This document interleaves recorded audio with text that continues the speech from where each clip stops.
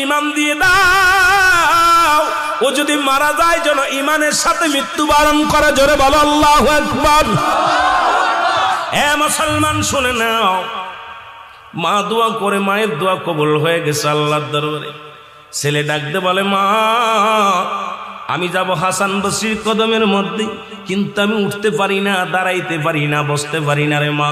তুমি যদি একটু হাসান বসরি আমার বাড়ি ডাকতে, আমি খাস তওবা করে নিতাম, আল্লাহ যেন গুনাহ মাফ করে দেয়।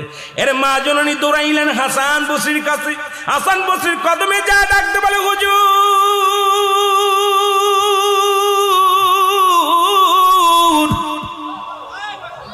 আমার মাতাল ছেলে তওবা করতে চায়, কালেমা পড়তে চায়, আপনি যদি আমার সাথে একটু আমার বাসায় যাইতেন গো, তাহলে আমি অত্যন্ত খুশি হতাম আপনার উপরে।